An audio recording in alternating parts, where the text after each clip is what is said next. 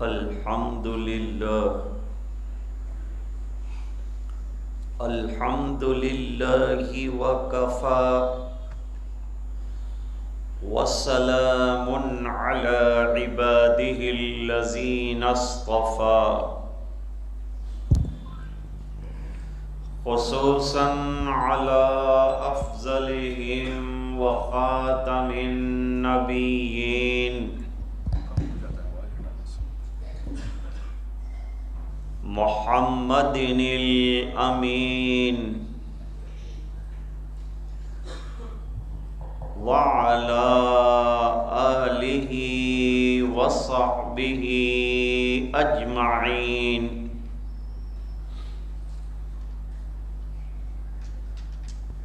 أما بعد أعوذ بالله من الشيطان الرجيم بسم الله الرحمن الرحيم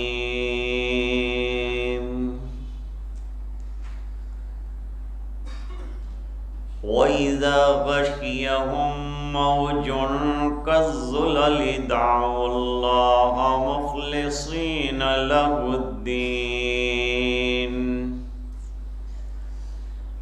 فلما نجاهم إلى البر فمنهم مقتصد وما يجحد بآياتنا إلا كل قتار كفور صدق الله العظيم اللهم صل على سيدنا محمد وعلى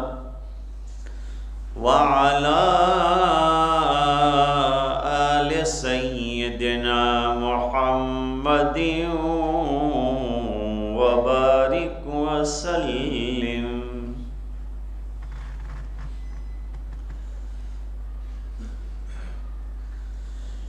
آج بعد نماز جمعہ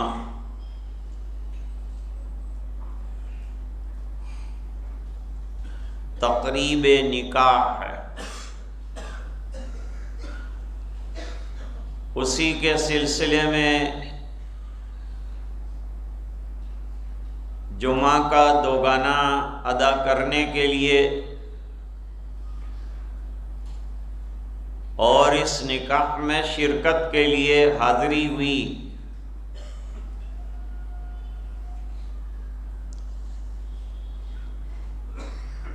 تو پہلے سوچا تھا کہ نکاح کے سلسلے میں کچھ عرض کیا جائے،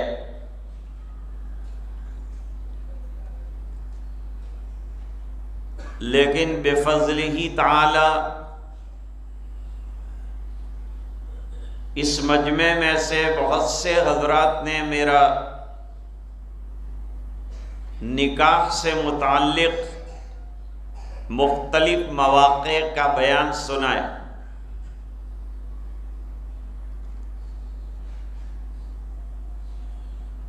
اس لیے آج حالات کے پیش نظر تھوڑا سا موضوع بدلا ہے.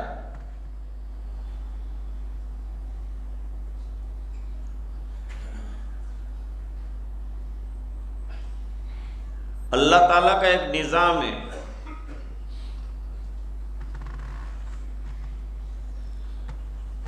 بندوں کے ساتھ، امتوں کے ساتھ، قوموں کے ساتھ اللہ کا ایک نظام ہے.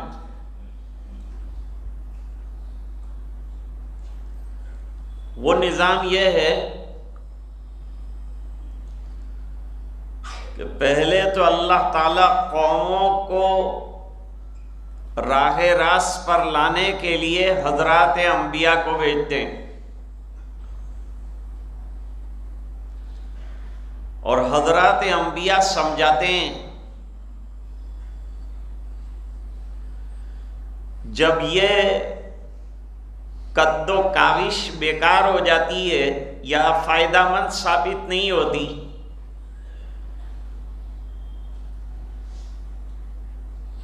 تو اللہ تعالیٰ قوموں کو کسی عذاب میں پکڑتے ہیں۔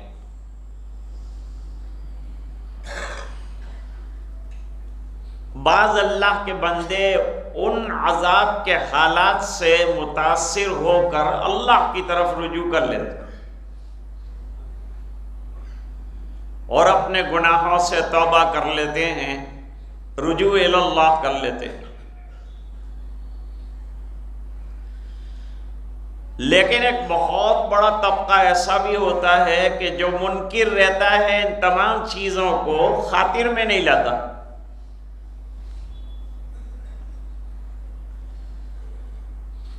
بلکہ عذاب آنے کے بعد، حالات کے آنے کے بعد تعویلات شروع کرتا ہے۔ تعویلات کیا ہوتی ہیں؟ یہ زلزلہ ابھی اتنے پاور کا آیا تھا، اس سے پہلے اتنے پاور کا زلزلہ کب آیا ہے اس کی تحقیق، فلان سن میں آیا تھا تو اتنے پاور کا تھا، اس کے بعد آیا تھا تو اتنا تھا، اس کے بعد آیا تو اتنا تھا، فلان وقت میں آیا تھا تو اتنے لوگ مرے تھے، فلان وقت میں آیا تھا اتنے لوگ مرے تھے۔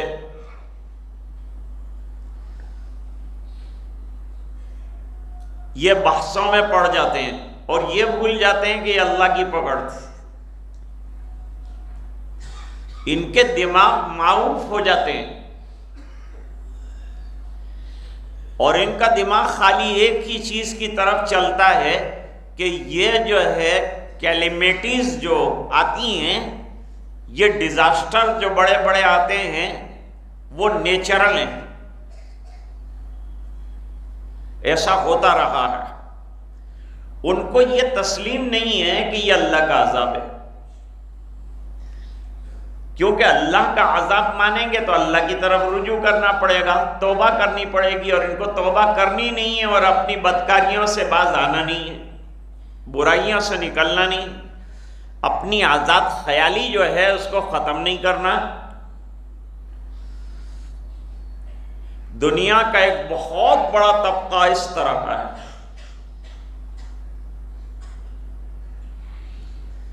قرآن کریم نے اس کے نظائر پیش کیے۔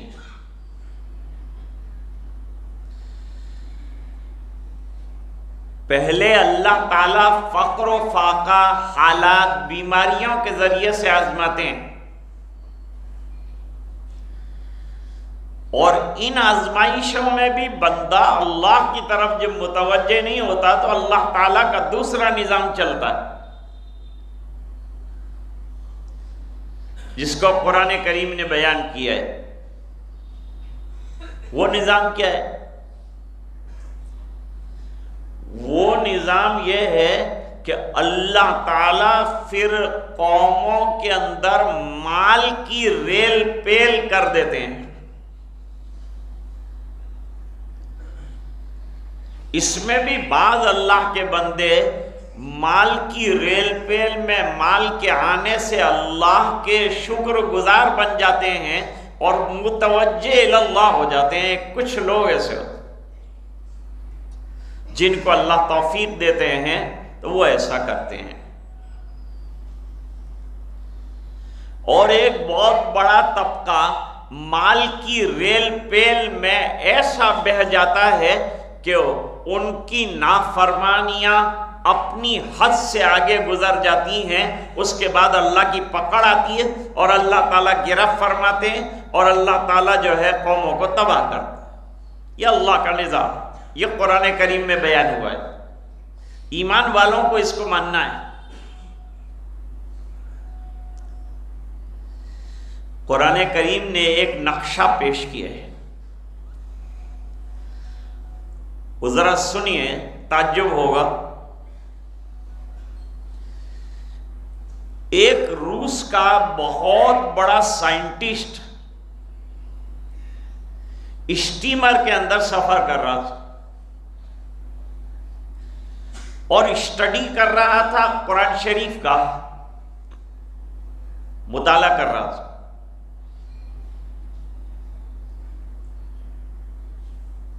اچانک جو ہے طوفان برپا ہوا سمندر میں. سمندر میں جب طوفان برپا ہوا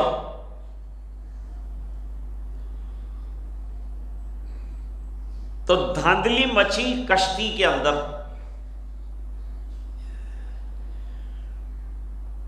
لوگ افراتفری کا شکار ہو گئے، کوئی کیا کہتا ہے کوئی کیا کہتا ہے، اور جو لوگ نہیں ماننے والے تھے اللہ کے وہ بھی اللہ کو ماننے لگے.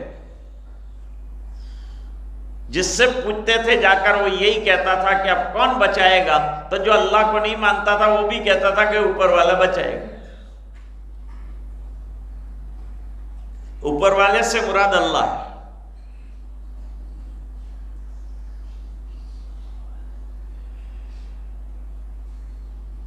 یہ منظر انہوں نے دیکھا.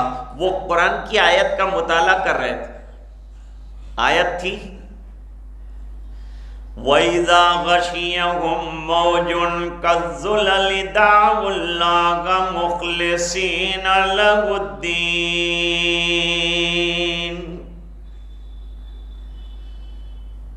جب ان کو موجیں چاروں طرف سے گھیر لیتی ہیں تو ان کی خالص پکار اللہ کی، اللہ بچائیں گے، اللہ حفاظت کریں گے، اللہ کے علاوہ. اب دنیا میں ماننے والے، کوئی اس کا ماننے والا، کوئی اس کا ماننے والا، جتنے کنکر اتنے شنکر کے ماننے والے، لیکن وہ تمام یک زبان ہو کر کہتے ہیں کہ نہیں اللہ بچائے گا. اب یہ بچانے والا اللہ ہے.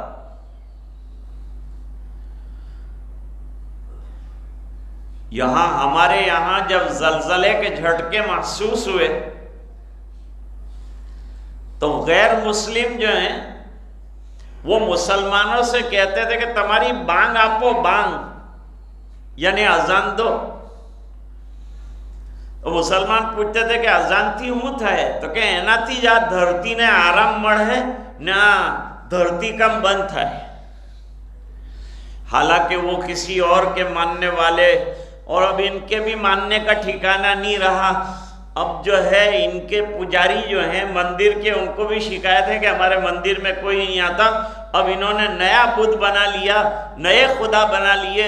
اب شیرڈی والے سائیں بابا جو ہیں ان کی پوجا میں لگ گئے اور ہمارے پرانے بابا کو چھوڑ دیا. اب ان کی پوجا پاٹ میں لگ گئے. اب وہاں کے سفر کرتے ہیں اور اتنا بڑا ہیولا اپنے گھر کے باہر جو ہے سائیں بابا کا بنا کے رکھا ہے کہ اتنا بڑا تو وہ بھی نہیں تھا.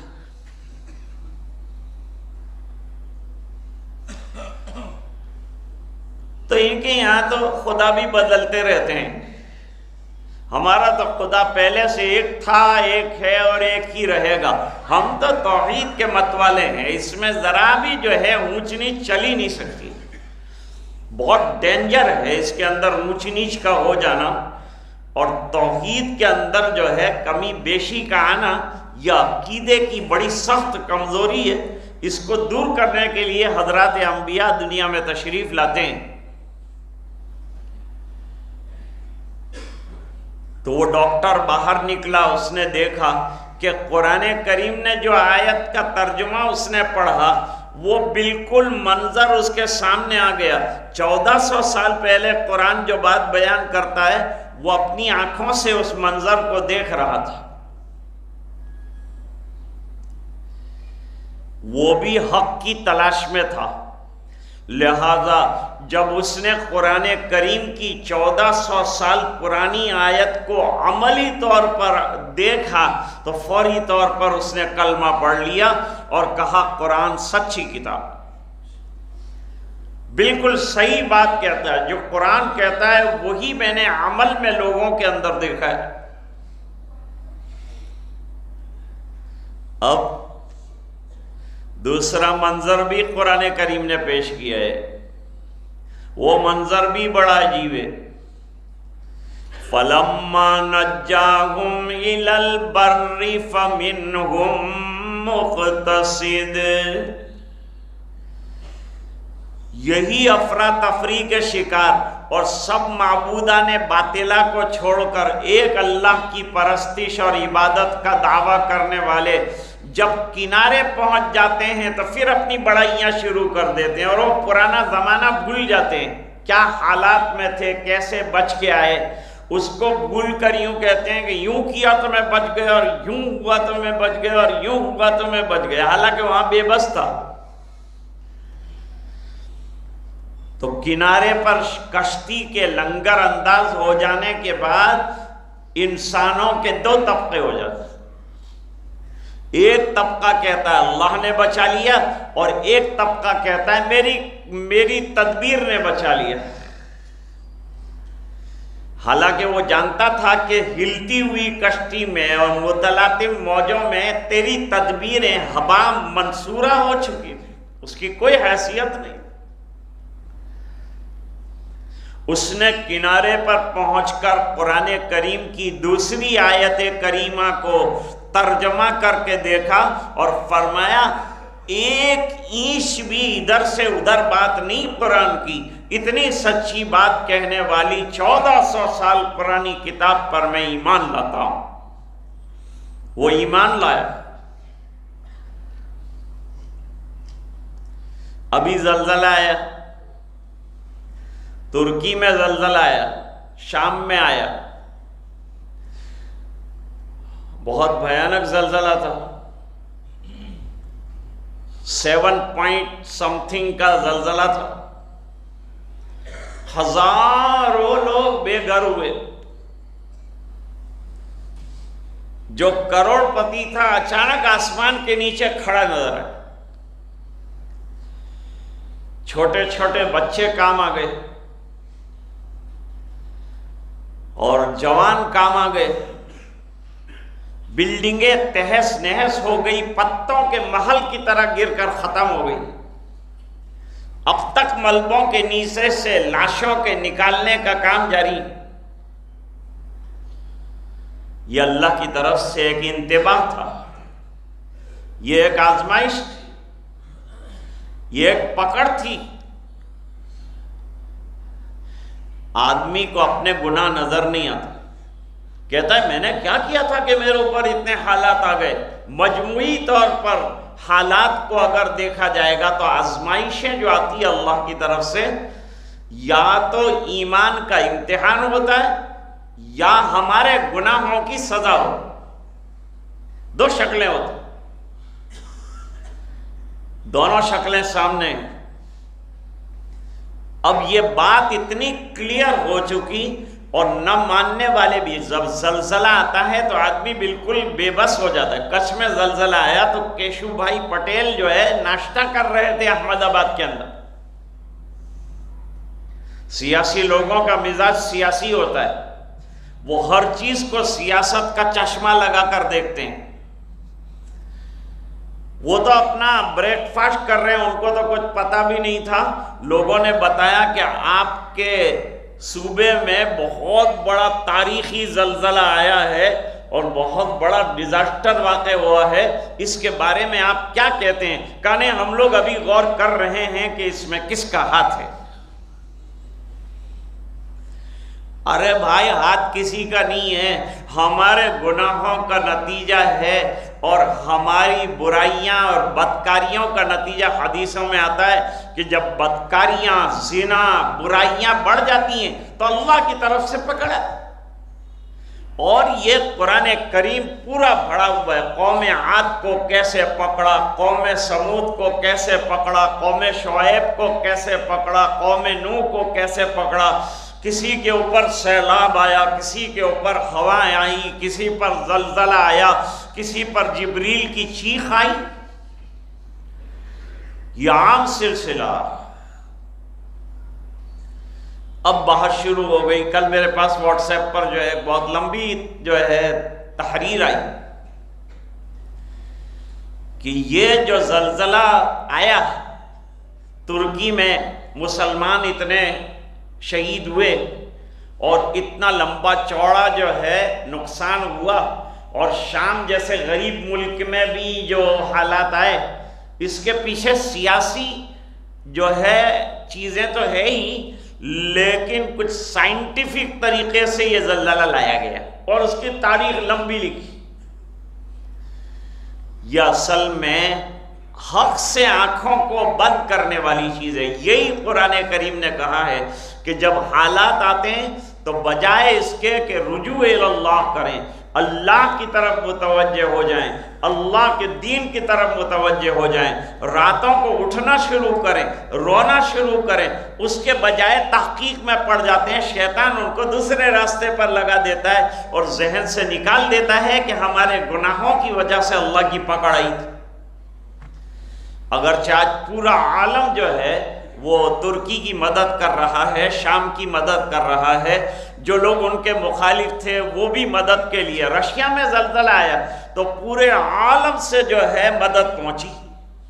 یہ دوسری بات ہے کہ انسانیت کے ناطے سے ہم ان کا تعاون کریں، انسانیت کے ناطے سے ہم ان کی مدد کرتے ہیں، مظلوم ہے ان کی مدد کی جائے، بے سہارا کو سہارا دینا، یہ بہت بڑا اجر کا اور ثواب کا کام ہے۔ لیکن اب چونکہ ملک بدل گئے اس لیے ہم بھی کچھ نہیں کر سکتے دعاؤں کے علاوہ، تو ہم دعائیں ہی کرتے ہیں۔ لیکن یہ بحث چھوڑو کہ پلیٹیں ہل گئی، ادھر کی پلیٹ ادھر چلی گئی، ادھر کی پلیٹ ادھر آ گئی، اور پلیٹوں کے تبدیل ہونے سے دسترخوان بدل جاتا ہے اور ہل جاتا ہے۔ اس طرح سے زمین کی پلیٹیں ہلی، نتیجتاً یہ جو ہے زمین کے اندر زلزلہ آ گیا۔ جو بھی ہوا پلیٹ ہلی کہ کیا ہلا، جو بھی ہلا وہ، لیکن اللہ کا عذاب ہے، یہ بات ماننی پڑے گی ایمان والے کو، اور رجوع اللہ کرنا پڑے گا پورے عالم۔ اور دعا یہ بھی کرنی ہے کہ اللہ ہماری بھی حفاظت فرما، زد میں ہم لوگ کہیں نہ آ جائیں۔ اب کچھ کے اندر زلزلہ آیا تو لوگ یہی کہتے تھے کہ یار کیا ان لوگوں نے بیچاروں نے کیا کیا تھا، وہ جھنڈا لہرانے جا رہے تھے، بچے ان کے اوپر جو ہے دیواریں گری اور وہ مر گئے۔ تو ان کو خالی جھنڈا نظر آتا ہے اور جھنڈا لہرانے والے بچے نظر آتے ہیں، اور اسکول کے بچے مظلوم تھے وہ نظر آتے ہیں۔ لیکن یاد رکھو قانون کا دائرہ بڑا وسیع ہوتا ہے۔ اللہ تعالیٰ کی طرف سے جب پکڑ آتی ہے تو نیک لوگ بھی کام میں آ جاتے ہیں اور وہ بھی لپیٹ میں آ جاتے ہیں۔ ہاں، قیامت کے دن اللہ تعالیٰ لوگوں کا فیصلہ ان کے اعمال کے اعتبار سے کرے گا۔ حدیث شریف میں ایک مضمون آتا ہے، ایک لشکر چلے گا اور وہ لشکر کعبۃ اللہ کو منہدم کرنے کے لیے چلے گا۔ کعبۃ اللہ کے قریب پہنچے گا۔ جب لشکر چلتا ہے تو لشکر کے اندر لشکر ہوتا ہے 50,000 کا، تو 50,000 لوگوں کو کھانے پینے کی ضرورت، کپڑوں کی ضرورت اور ناشتوں کی ضرورت، بسکٹ کی ضرورت۔ جیسے ہمارے یہاں اجتماع ہوتا ہے تو اجتماع میں اجتماع والے اپنا کام کرتے ہیں، دکان والے اپنا کام کرتے ہیں۔ کچھ آدھے حضرات جو دکانوں میں گھومتے رہتے ہیں، پھر ان کو بھگا بھگا کے جو ہے مجمع میں لانا پڑتا ہے کہ بھئی تم ناشتے کرنے اور یہ دکانوں میں گھومنے کے لیے نہیں۔ اللہ کا پیغام کیا ہے اور کیا فرما رہے ہیں اکابرین، ان کے لیے تم کو بلایا گیا ہے، یہ دکانوں کے لیے نہیں بلایا گیا۔ ضرورت کے لیے دکانیں لگائی جاتی، اور کاوی کا حلوہ تو جہنم میں بھی مل جائے گا۔ کہیں بھی وہ مولانا آئے کہ مجمع آئے کہ نہ آئے، لیکن کاوی کا حلوہ موجود رہتا ہے۔ وہ یہ سب تو اپنے اپنے کاروبار کے لیے آئے، سب اپنا نظام چلا رہے ہیں، اپنے کاروبار اپنے پیٹ کے لیے بیچارے کام کر رہے ہیں۔ اب لشکر جب چلتا ہے تو ایسی دکان والے بھی چلتے ہیں، ان کا تو کوئی قصور نہیں، وہ تو لڑنے نہیں آئے، وہ تو کعبۃ اللہ کو گرانے نہیں آئے۔ لیکن بھونچال آئے گا، ایک زلزلہ آئے گا اور وہ پورا لشکر دکان والوں کے سمیت نیچے زیر زمین چلا جائے گا۔ تو صحابہ کرام نے سوال کیا کہ وہ کاروبار کرنے والے تو بیچارے لڑنے نہیں آئے تھے، وہ تو کعبۃ اللہ کو منہدم کرنے نہیں آئے تھے، تو پھر ان کو کیوں سزا ملی؟ فرمایا سرکار نے کہ جب حالات آتے ہیں تو اچھے بھی اس کی لپیٹ میں آ جاتے ہیں، بزرگ بھی آ جاتے ہیں، اللہ والے بھی آ جاتے ہیں، لیکن قیامت کے دن جب فیصلے ہوں گے تو ایمان والوں کا فیصلہ اور بے گناہوں کا فیصلہ اور گناہگاروں کا فیصلہ الگ الگ طریقے پر اللہ تعالیٰ فرمائے۔ یہ اللہ تعالیٰ کا قدرتی نظام ہے۔ آزمائشیں اللہ کی طرف سے آتی ہیں، اس کو یقین کر کے چلو، اور یہ اسی لیے آتی ہیں کہ اللہ کے بندے اللہ کی طرف متوجہ ہو جائے، انتباہ کے لیے یہ ہوتا ہے۔ اس لیے اس پر توجہ دیجئے، یہ سائنٹیفک باتوں کو چھوڑ دیجئے۔ یہ پہلے بھی جاہلین اور جہلائے زمانہ نے ایسا کیا تھا کہ وہ سائنٹیفک چیزوں کے اندر پڑ گئے کہ یہ یوں تھا تو یوں ہوا، اور فلاں تھا تو فلاں ہوا۔ یہ یوں اور توں اور اگر اور مگر سے کچھ نہیں ہوتا، کرنے والی ذات اللہ کی ہے۔ 1 منٹ کے اندر زمین کو ہلا کے رکھ دیا۔ اتنے بھاری پہاڑ جو زمین کو ہلا نہیں سکتے ہیں، اس زمین کو اللہ تعالیٰ نے پہاڑوں کے ساتھ ہلا دیا۔ یہ کیا ہے؟ اللہ تعالیٰ ان طاقت والوں کو جو بڑی بڑی طاقت کی باتیں کرتے ہیں اور اپنے پاور کی باتیں کرتے ہیں، آسمانوں پر اڑنے کی باتیں کرتے ہیں، زمین میں کہاں سے کہاں تک پہنچنے کی باتیں کرتے ہیں، اللہ تعالیٰ ایسے لوگوں کو بتاتے ہیں کہ کتنی بھی طاقتیں تمہاری بڑھ جائیں گی، لیکن اللہ کی طاقت سے آگے تم نہیں جا سکتے۔ تم کتنے بھی بڑے محقق بن جاؤ گے اور تمہارا سائنس کتنا بھی آگے چلا جائے گا، لیکن ہماری قدرت کا جو سائنس ہے وہ تمہاری سائنس سے بہت زیادہ آگے ہے۔ اللہ تعالی ہمیں سمجھنے کی توفیق عطا فرمائے۔ ان مظلومین کی اللہ تعالیٰ مدد فرمائے جو حضرات پورے عالم سے ان کو مدد کر رہے ہیں، اللہ تعالیٰ ان کو بہترین بدلے عطا فرمائے، اور حق تعالیٰ شانہ ہمیں رونے دھونے والا اور ایسے ڈیزاسٹر سے بچنے کی اللہ سے دعا کرنے والا بنائے کہ اللہ تو ہماری حفاظت فرمانا۔ کوئی بھی آزمائش ہو، چاہے وہ سیلاب ہو، چاہے وہ زلزلہ ہو، چاہے وہ حالات ہوں، ان تمام سے اللہ سے حفاظت مانگنی چاہیے کہ اللہ ہمارے گناہ بہت زیادہ ہیں، کوتاہیاں بہت ہیں، تیرا کرم نہ ہو تو منٹوں میں تو تباہ کر سکتا ہے، لیکن یہ تیرا احسان و کرم ہے، یہ تیرا احسان ہے کہ تو مہلتوں پہ مہلتیں دیتا ہے۔ فرعون کو 600 سال کی مہلت اللہ تعالیٰ نے دے دی۔ آج بھی لوگ سوال کرتے ہیں، ایک ٹرم آ گئی، دوسری ٹرم آ گئی، تیسری ٹرم آ گئی، 24 آ گیا، 28 آ جائے گا، لیکن یہ ظلم کب ختم ہوگا؟ بھائی مہلتیں ہیں اللہ کی طرف سے اور استدراج ہے اللہ کی طرف سے۔ پکڑ کب آتی ہے اور منٹوں میں کسے کب تباہ کیا جاتا ہے کہا نہیں جا سکتا۔ ہمیں رجوع اللہ کی ضرورت ہے، توبہ اللہ کی ضرورت ہے، اور اعمال صالحہ کی کثرت کی ضرورت ہے، اللہ کے گھروں کو آباد کرنے کی ضرورت ہے۔ آج کے نکاح کو مبارکباد پیش کرتے ہوئے میں اپنی بات کو ختم کرتا ہوں۔ وآخر دعوانا ان الحمدللہ